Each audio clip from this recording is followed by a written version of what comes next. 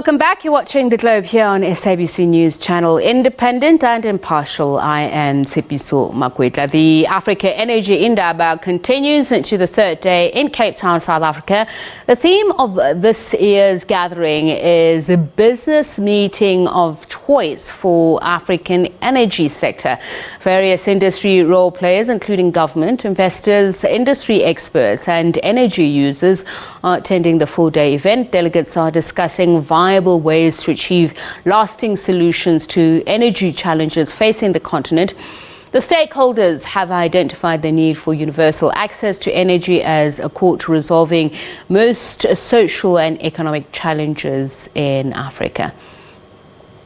To tell us more about this, we're joined by the Africa Energy Indaba, South Africa's changing energy landscape amid the country's crisis. So we're joined now by Nosizwe Dlengezele, Regional Sales Executive for General Electric Gas Power Business in Sub-Saharan Africa. A very good evening to you, and thank you so much for speaking to us. Much appreciated. Perhaps let's just first start with the conversation around commodity prices because of geopolitical issues at the moment. How much is it a concern, and has it made it onto the agenda at the conference? Good evening, Tshepiso, and evening to all of your viewers. Thanks for an opportunity to have a conversation with you today. An interesting point to kick off. One of the things that we do know about commodity prices is that we have gone through multiple trends and geopolitical situations, if not other matters which have affected them over time. The comfort that we find is we understand that they do stabilize over time, and there are mechanisms that are built within the sector to ensure that when such spikes or dips do occur, these can be managed with various instruments that are considered. So therefore, yes, it was a topical discussion, but we do believe that the industry has sufficient know-how in order to manage these fluctuations, especially over time. I mean, as we mentioned there in the introduction, that there was consensus around the fact that access to energy is important to counter the negative socio-economic circumstances faced by most Africans. So just with regards to the instruments that would be employed now, as you were saying, it was a topic of discussion, it is popular, and please talk to us about what is available, especially within the context of what is cyclical and anti-cyclical, because I believe that also has a lot to do with some of the choices of the instruments. I think before I go into the instruments, we need to talk about, the energy trilemma that universally we are all facing in the markets today. Of course, these differ from developed markets to emerging markets like ourselves. And the conversation which is top of mind around the energy trilemma continues to be, affordability, sustainability, and reliability. And so when all instruments are considered over time, and I will make an example of just the life cycle of even a power plant that supplies ultimately electricity to the consumer, we take these into consideration. Now, an example that I easily give is that a year and a half ago, oil prices were at less than $30 per price. And today we find those prices really coming back to those over $100, I think, the barrel prices. Now, with that said, when we think of the energy trilemma and we think of gas in particular, which is of interest to us as General Electric, we do recognize that this trilemma will continue. South Africa in particular, when we talk about affordability, sustainability, and reliability, we also have social impact that we need to consider to ensure that the energy poverty that the minister spoke about yesterday also becomes top of mind as we consider any type of commercial structures that we put in place, as we put thought forth in around just the just energy transition, but also how gas has to become a critical part of that transition.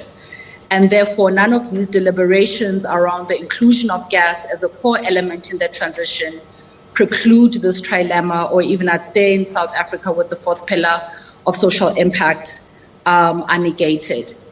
And so with specialists who work, and I'll assume in this instance, our fuel majors who work around commodity trading, they too keep this top of mind as they think of their supply into various markets.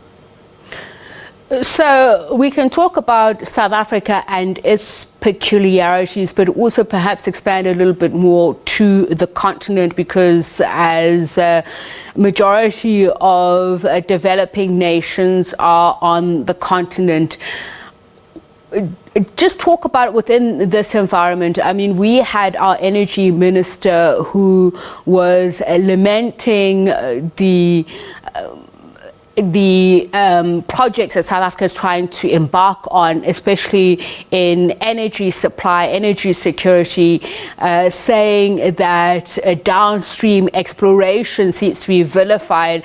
And for those who are talking about net zero, they're saying it's going against the grain. But he was saying we can't have these discussions outside of developments. So talk about this, the trilemma, as you've mentioned, and what would be best for a nation like South Africa within the available resources, and particularly affordability? Thanks for that question. And obviously this is top of mind. And where the nuance, I think, for South Africa in particular, and I will touch on one or two regional examples that we have, is that we have an indigenous feedstock currently that we have, which has created a lot of anxiety when the thought or even the conversation around the just transition comes about. So I think that's the first nuance that we need to draw out of South Africa being nuanced in our entire Sub-Saharan region. With other markets within the region, gas has been available for them to use for energy generation. And therefore they tackle this issue, I think, with different sets of priorities when they think of what is important, I think, to them vis-a-vis what is kind of a consideration for us. Now, from the minister's utterances, the one thing that I can agree on is that globally, as we move towards this just transition, with the commitments that South Africa has made, the consideration around gas as a feedstock, I think, becomes topical, because in South Africa, indigenous gas has been discovered. And so has it been discovered in our neighboring countries such as Namibia and Mozambique. Now, what this means is that the gas may not be available today, right now. However, we do have transition fuels in gas as well that will enable the right economies, I think, to be established by South Africa, so that when the opportune time comes with those who've taken the investment decision around exploring further gas opportunities comes, we are able to leverage those and ensure that all of those discoveries ultimately are not exported. And that's what I think makes the gas discussion very exciting, not only for South Africa, but for Southern Africa, is that as the feedstock we've historically had, which I do believe will never be a feedstock which will, completely go out of use, we've got a new feedstock in our energy mix, which we can look forward to capitalizing on and ensuring that not only does it help us to decrease the emissions as we have committed in the various agreements that we've signed, but also can create new economies for our citizens. So that is how I think as General Electric, we think about it, and our strategies really do follow the size of the opportunities that we see in the SADC region, but also in South Africa moving forward.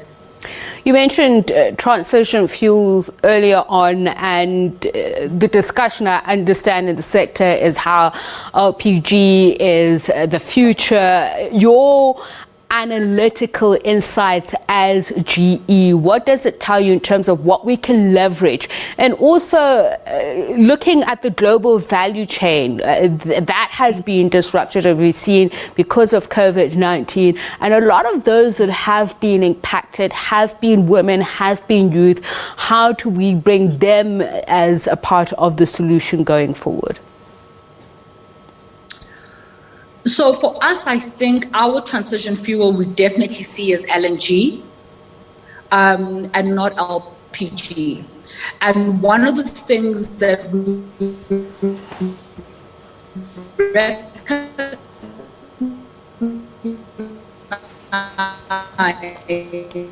All right, let me see if we can, we still have you on a line.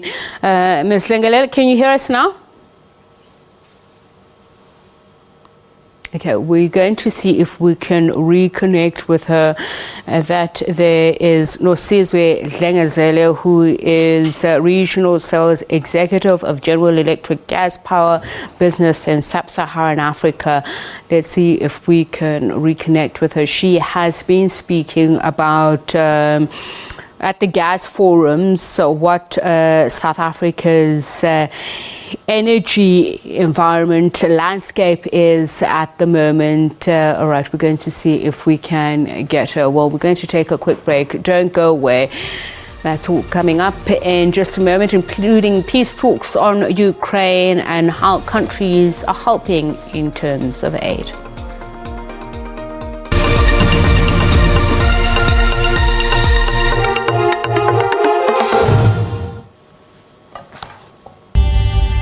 For Ukraine to be able to talk to Russia, it would have to withdraw its request to join the NATO military alliance. NATO allies have been sending weapons to Ukraine, they've been sending a field hospital, military assets, equipment, but they will not be sending their troops because Ukraine is not a member. The West is seeing this move by Russian President Vladimir Putin as an attempt to destabilize things in Europe. This is a brutal act of war.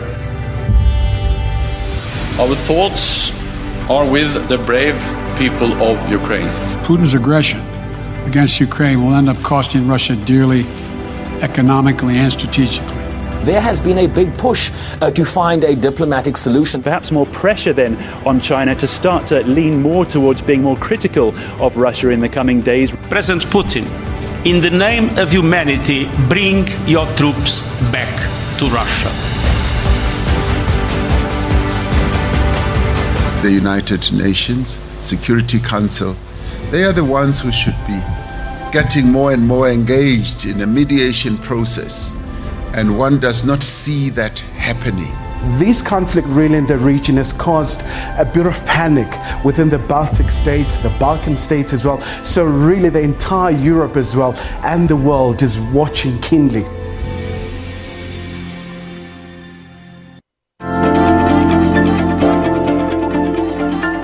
There are only 2 oncology treatment centers in Gauteng. We see more patients than we're able to actually offer treatment to. They told me that it's going to take a long time to start the radiation because there's such a backlog. I've been sick for like 2 years without them being able to discover that I had cancer. So about 5 years that I've been waiting for the radiation. Catch Vital Signs Saturdays on the SABC News Channel from 9 a.m.